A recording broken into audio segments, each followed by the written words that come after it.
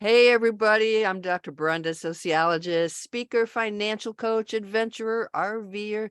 This is my first, broadcast from my new home base in Southern California. I rolled in last week. I've been here I just can't believe it. So I'm tickled pink to be here. Janine, take it away. Pickled pink, congratulations. That's a wonderful move. And look at everybody, look at the joy. Look at that amazing joy. Yoo-hoo! Janine McJanet. I'm an RTT therapist, rapid transformational therapy hypnotherapist, and an empowerment and play coach, and a poet. I like to add that every now and then. And today we are talking about words, themes, concepts around the letter U. And at first I thought, this is going to be a little tricky. Like there's unicorn, but let's just dive into this. Because once I started thinking about it this morning, I'm like, oh, we could talk about the letter U for a long time. So on that note, other than it's fall here, I don't know if you can see the yellow leaves, and it's raining. So that's one thing that we don't have in the Yukon is umbrellas. People love to walk around in the rain because it's a very dry climate. So we are uncommon compared to many of other people. The rain comes and you just want to hide from it. We're like, woo, the rain is here. I was out with the dogs walking in the rain last night and going, this is nice. But So I mean, do you have a rain jacket? I just had my jacket vest. Yeah. Oh, well, that's interesting. I would not have guessed that. Yeah, yeah. I've had sunshine every day, so that's been like, whoa, sunshine, 70s and 80s and beautiful days here. That's So really warm for the Canadians in the group. yeah, I'll bet it is. So we've got one suggested, Erica suggested one word for us to tackle here, and I love the word. It's unexpected.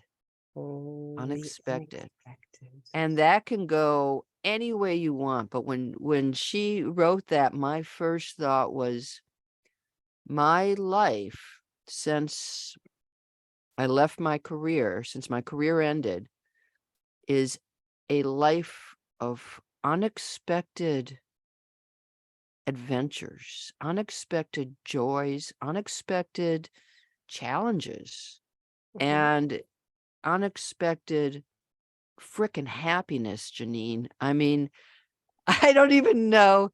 I all of these things, I mean, it came from a really crappy thing, right? I lost my job, I lost my income, I lost all of this stuff and had to remake myself. And then really for me hitting the road, leaving that house, leaving that traditional lifestyle, unexpected joys of traveling and living in an RV and being independent, unexpected. Unexpected. I mean, it's like, I can't believe I'm here. I just pinch myself like, how the hell did this happen? And, I followed my heart. I didn't follow the paycheck. Yeah. I followed my heart. And that's so important. Like it's what makes you uncommon, right? It Unique, is. unique. Yeah, unique. Well, thank you for sharing that word, Erica, because there's so much to unravel when we look at the word unexpected. Because I always like to look at all the words around unexpected, and with unexpected comes expectations, right? So many of us live in this world, in this day of expectations. We get up in the morning and we are already thinking before our eyes are open, what we are going to do, who's going to do what, how it's going to be set. And then we have this plan in our head. So what happens when a curveball gets thrown in and the unexpected comes? Yes, it can bring joy if we are able to allow that, to give ourselves permission to live in that, or can bring us a lot of stress and a lot of sadness as well. So in your journey, you've had a tremendous amount of unexpected joy, but there's also been some unexpected sadness, right? And these are the parts of us, the unexpected grieving, the unexpected trauma, the unexpected accidents or financial bills, the unexpected friendships or family that didn't go right, the unexpected conversations that leave you a little bit heavy. So it does make you think that all of these different parts of us, all these different moods and emotions, we have to understand them. We have to let them in, right? So the unexpected is part of life. And the more that we can grasp the unexpected and let it in, like waking up in the morning, I always like to give a tool. Wake up in the morning, what could go wrong today? Just set yourself up, give yourself a couple of options. You know, I remember always writing last semester when the kids are in school, oh, they're going to call today, someone's sick again. What can I do? Oh, I can. And then I gave myself options. I can just take a deep breath in. I can put my work on hold for 15 minutes and be present for that unexpected thing. So that's my little. Yeah, well, that's pretty heavy. It's interesting too, because I'm a planner. I mean, some people just love the flexibility of doing what they do, but I've got a business, but I've always been a planner and I've always been an organizer. I geek out on planning. So when you have the unexpected, you can like freak out, like you said, it's like, oh my God, I didn't plan for this. Or you can say, I mean, today's Finance Friday. So every Friday I update all my finances and it's like, okay, unexpected expenses. Mhm. It cost a lot of money to get out here. I've been helping my adult son. There's more money going out. And it's like, okay, this is a challenge. Now I need to figure out how I move some funds around. I need to see, if down the road, if maybe I should get a job that actually has a stable income that's on the list. But the thing is, when you have unexpected events for a planner, it's a challenge. It gives us, oh, well, now I have to kind of sort through everything and see, should I do option A, B, or C? So, but yeah, I mean, life is full of Okay. unexpected events. You just said, I'm going to butt in here. Now you just said unexpected events are a challenge. And we know the mindset word. We know through NLP, neuro-linguistic programming, that if we say to ourselves something's a challenge, it's pretty much going to be a challenge because our mind believes what we tell it. So in those unexpected events that are a challenge, how can we make them an opportunity quickly? And that's the power of just coming back into the present moment.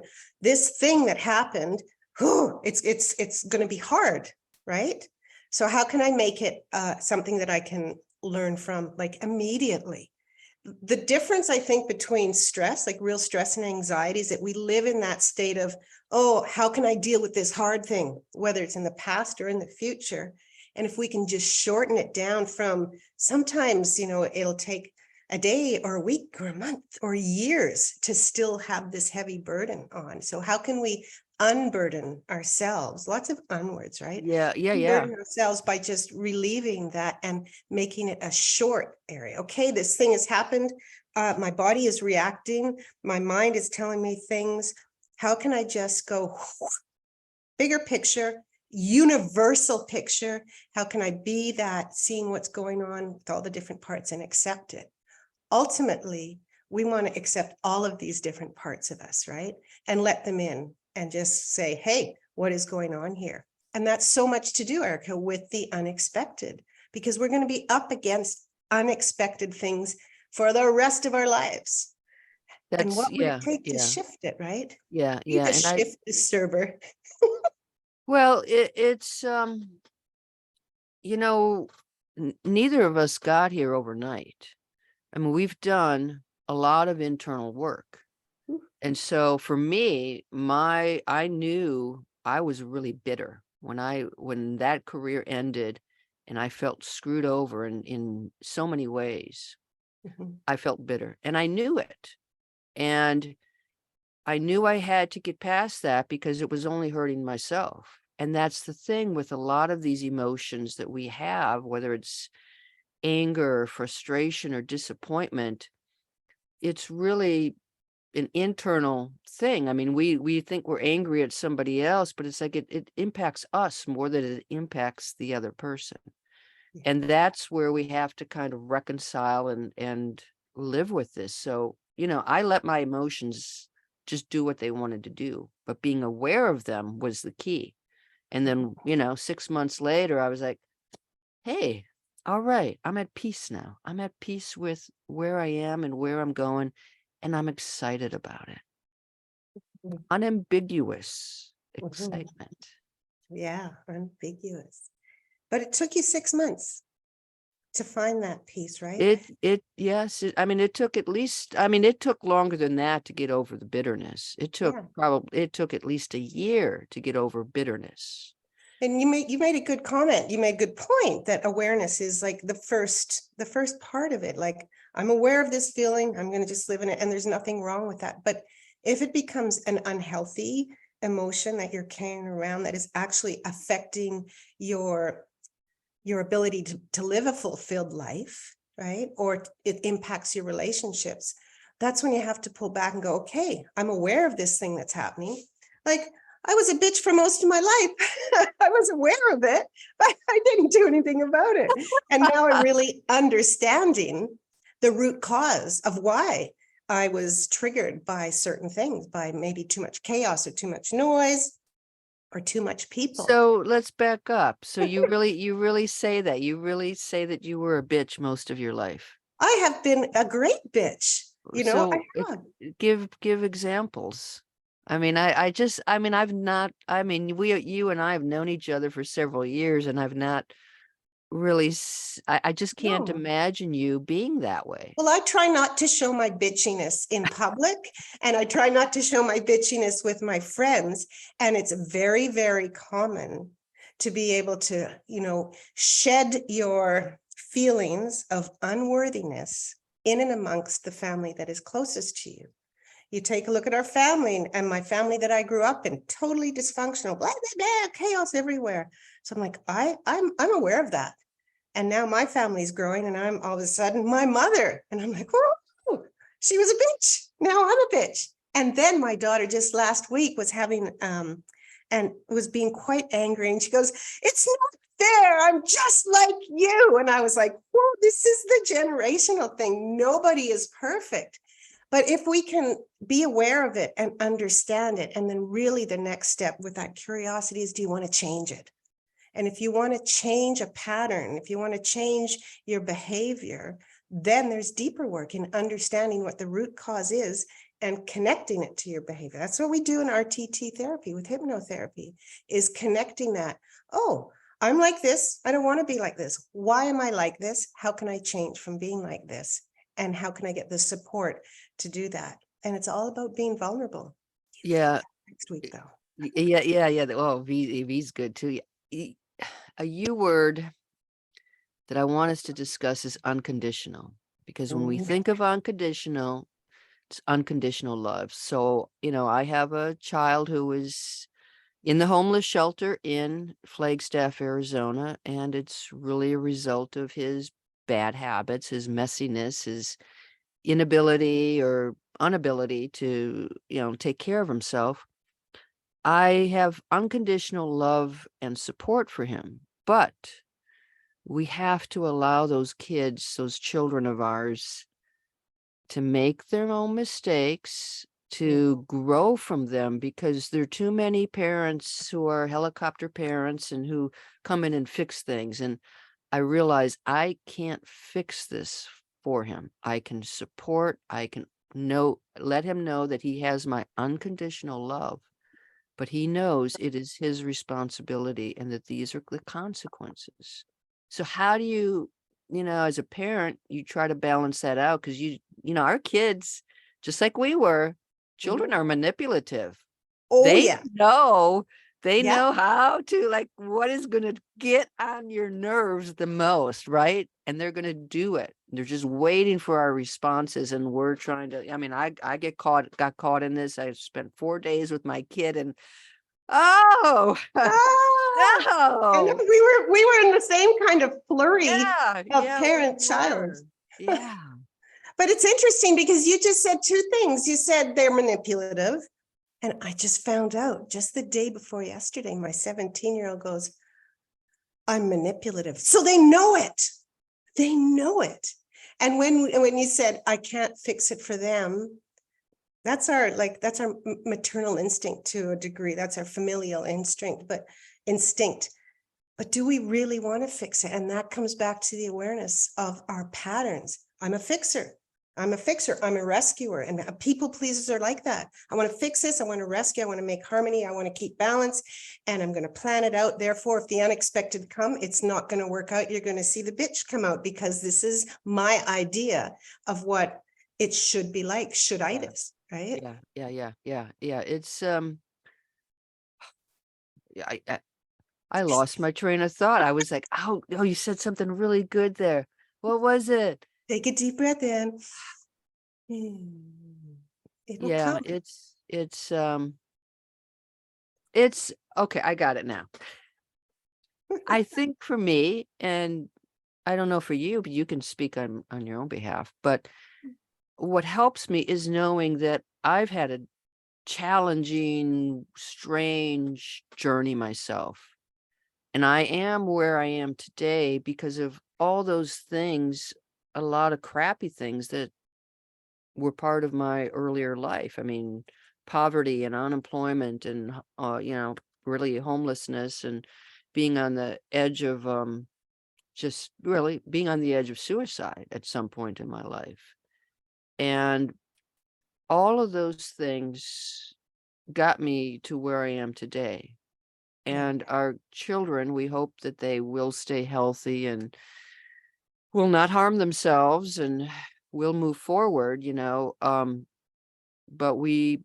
I know that my kid has to go through this to get to the other side, just like I did. Yeah, to grow. Absolutely. And what it really comes down to, and I've noticed this, within myself, within my family, within clients, in all of my learnings that I've undertaken over the last year in terms of just the power of the mind and our belief system, is that ultimate limiting belief that you are unworthy.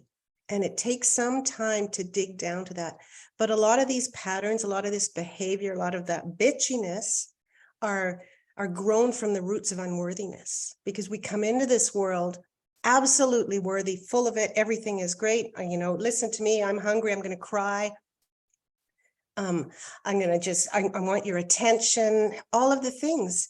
And then it gets stifled down. We get conditioned by our parents and our schools and our peers and teachers. And then we start to hide parts of us because we don't feel that we get what we need if we show up authentically. I see that in personal finances. People feel unworthy of growing their wealth. Yeah. Like, I don't deserve to have all this money. Yeah.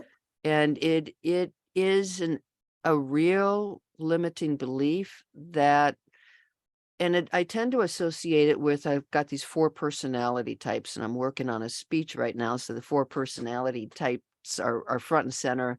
And I have a voyager, a scout, a wanderer, and a globetrotter. My scouts are like your people pleasers. And those are the folks who probably feel the most unworthy. They are making personal and financial sacrifices to help everybody else. They are at the back of the line. And it really hurts when they hit retirement or they hit a crisis and they've given most of their money away. They've spent most of their money. They have unconsciously, usually unconsciously, thought themselves unworthy Absolutely. of living well, of living decently. Oh, I can vouch for that, because there's this glass ceiling. In the book that I'm reading, Gay Hendricks, right? There's a ceiling of what we think we can achieve, accomplish in our lives. And as soon as we hit that, we bounce back and go, ooh, that's it.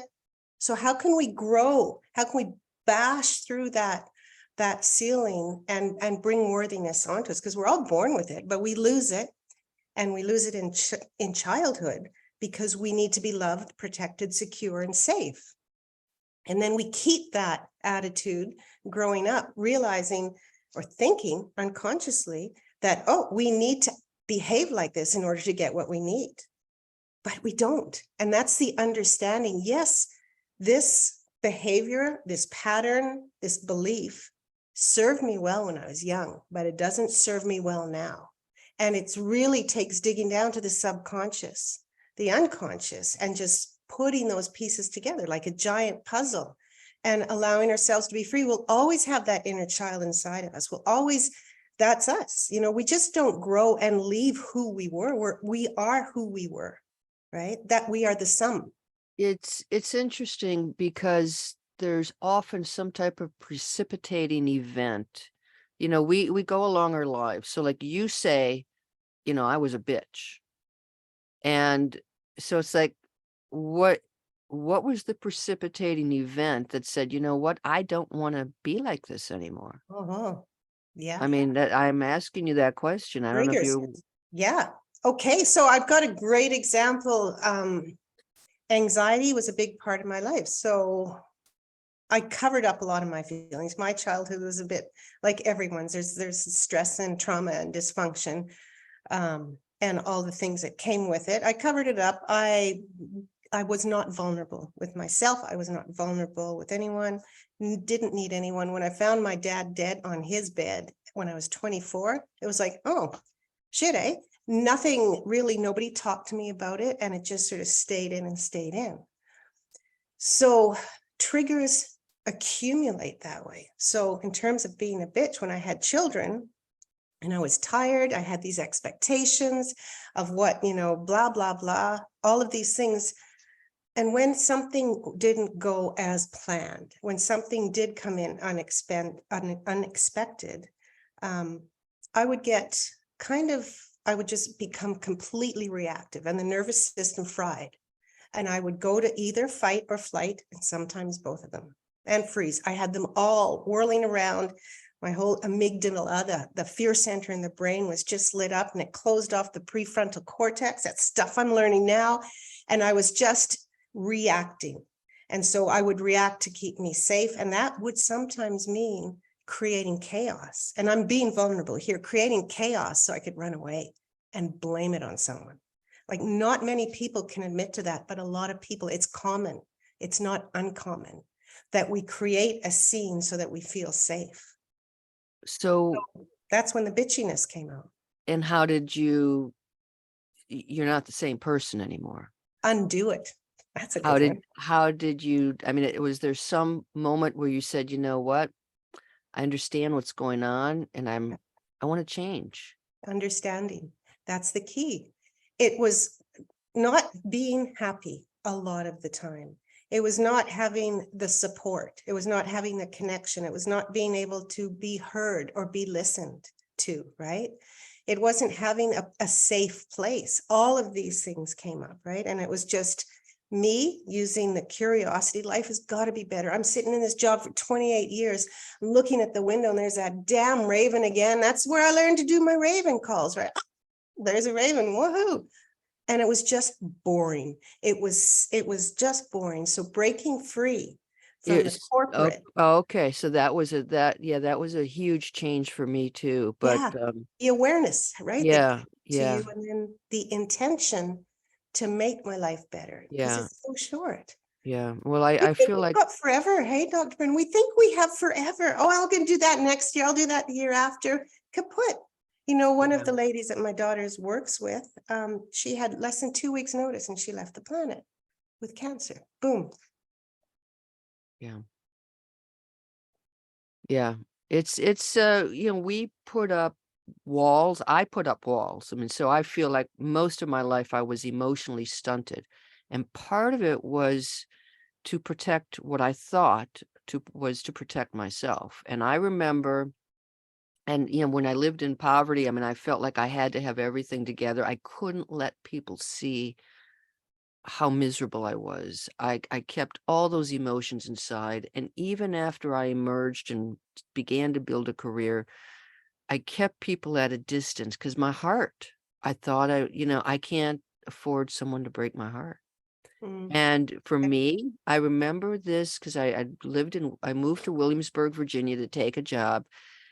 And I finally felt secure enough where I could open my house, open my life to a cat.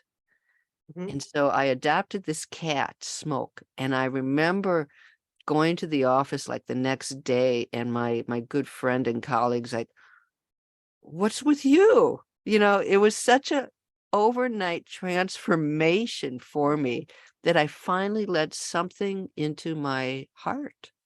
And that allowed me then to eventually adopt a child. But looking back at it, I kept my emotions all down because I was afraid of what was going to spill over. Yeah. And now, I mean, I almost have tears in my eyes You thinking, have tears in your eyes. Keep coming. Keep it no. coming. Yeah. So it's Undo it. yeah, so I wonder,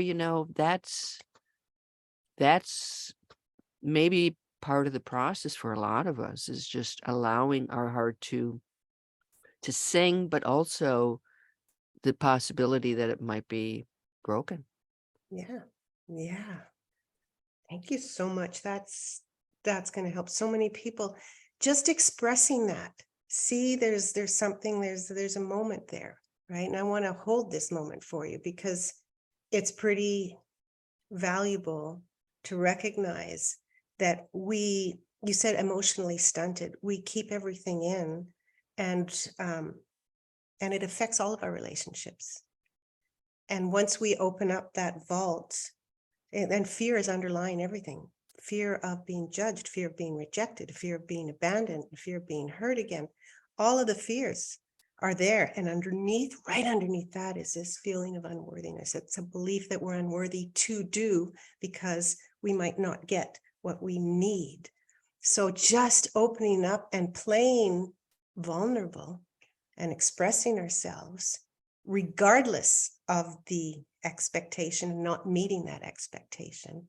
It's really, yeah, I mean, it's great stuff. It's really interesting because, a lot of us, I mean, a steel surface, a steel outside, and Mm, it does, we think it protects us from the harms, but what it does is keeps the joy out. mm. I And mean, that's the thing that stuns me the most about RVing and hiking in these different places, is that I found joy. yeah. And it's not happiness, it's Mhm. joy. It's was such a foreign emotion to me that it's like, holy cow, this is Beautiful. possible. I mean, just Yeah. hiking down on a trail by myself and listening to the birds. It's just joy. Now I'm in this place which I I I have stunning views. I've got quiet, I've got serenity, I have mountains, I have sunsets, I have ponds, I have friends, I have activities, and I feel joy. And I don't think I've felt that ever Mm, in my life until I started RVing, yeah. which is stunning. And imagine being able to tap into that joy wherever you are. That's my mission. And I want to give an example of last night. Um, I was listening to music and I was dancing around in my living room, woo hoo hoo. And I was connecting. I was doing things that I really love to do. I had a candle going, and I felt the joy. I was just like, I'm happy. I wouldn't care where I was if I was, Yeah. and it's raining. Yeah. It's almost 0 degrees. I can look outside. I can see the trees. What can you bring? And sort of to round this up, what can you bring into your life to give you joy on a regular, consistent basis? And this is where you have to understand that it's possible. It really is possible. You don't have to wait until that perfect thing, that perfect opportunity comes. You don't have to live in resistance in your relationships or in your work. How can you tap into the joy of what you're doing right now And the and joy change it from a comes challenge to an opportunity? and the joy came from within you. The Yeah, joy didn't come from, I mean, you're external. just basking in your own place. And that's where, like, I did that really goofy video today. I'm like, or the other day, I went, yeah, I've got this swimming pool, which is a magnificent swimming pool. And I found this big sale. I got all this swimwear for a really low price. And I kind of like modeled it, but I like, I've allowed myself to be goofy. And Yeah. that's where when you're in that corporate environment where everything is serious and you have to be responsible, And that sort of carries over into my personal life with my family, my kid. I've got to be responsible, and yeah, we'll goof off by going to Busch Gardens, the amusement park, but Yeah. it's like, be goofy. Just dance in your living room all by yourself. Listen, crank up the tunes. Yeah. Just walk. I mean, when you walk around and smile, I mean, this place, I know more people in 2 days, I met more Yeah. people here than I met in 3 or 4 months on South Padre Island. The joy rater is probably way up Well, it's there. like people walking around smiling. I mean, they stop in their golf cart. Hey, Brenda, how's it going? And I'm like, oh, hey, John, it's going great, and I mean, it's just when you are surrounded by other people who love life, Contagious. it is contagious. It is contagious. It is. Oh my gosh, I love this. I love you. You know what? We have to wrap up now, but I'm going to share my little piece, and then I want you to share a piece.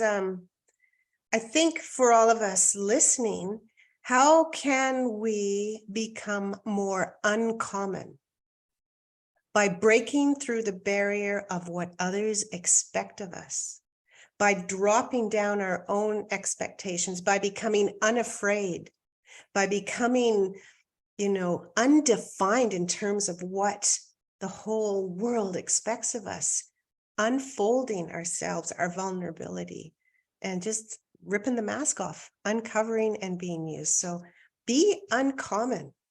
Where can you be uncommon today? Instead of going with the flow, what can you do for yourself and change that around? That's what I'd say. What about you? I had to quick look up the word to make sure this is the one I want. It's unabashed. Oh, Unabashed. It yeah, means not embarrassed, disconcerted, or ashamed.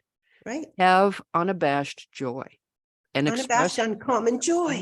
just express yourself. Don't say, oh, I'm sorry. Don't use that word. Just have unabashed love, unabashed joy, unabashed happiness. Show it. Yeah, Show it. Be proud of it. I'm just looking at my whiteboard. I've got this summit coming up. Be obsessed with what you're doing is one of the affirmations I've got up there. Be obsessed with who you are. Let people know, and you don't need people to like you. This is what I'm trying to tell my kids. You don't need to fit in. You Yeah. need to fit out. You need to unfit yourself. Exactly. Unfit yourself. Woo! All right. Well, yeah, we got to close up. What do you got Okay. coming up that you would like to share? Sure do. I have the Change Catalyst. It's my new monthly membership group, and I'm starting up next month. And I will drop the link in here, but it's a meeting, it's a connection, it's learning and teachings, and I'm bringing some really great curriculum into it with the fatherless daughters information. It's really about releasing limiting beliefs and living a better, joyful life. Like, it's about unfitting from those patterns. I like that. Very cool. That is exciting. I have a new project too. It's called Dream Week. And so, what's a financial coach talking about dreams? Because dream drives our purpose. It drives our reason for living. It drives our finances. So Dream Week, I'm scheduling it for the first full week in November, putting things together. I will also have a link, but we're going to really, a lot of us forget about dreaming. You were so busy day to day to day. This is a whole week. It's your chance to dream. Sounds It's amazing. a chance to crystallize your dreams. It's a chance to reprioritize your life from the things that you feel you have to do to the things you want to do. Whew. Sounds unbelievable. Unbelievable. And I like what All you right. just said, dreams. And I'm going to add another word to it too, because I'm the alliteration kind of gal. Dreams drive our desires. Very good. Yes, absolutely. All right. Hey, Well, thanks all for joining us. We'll be back in 2 weeks to talk about V words. and don't Thanks even for feel joining us. vulnerability. And don't forget to subscribe, huh? Ciao. Bye-bye.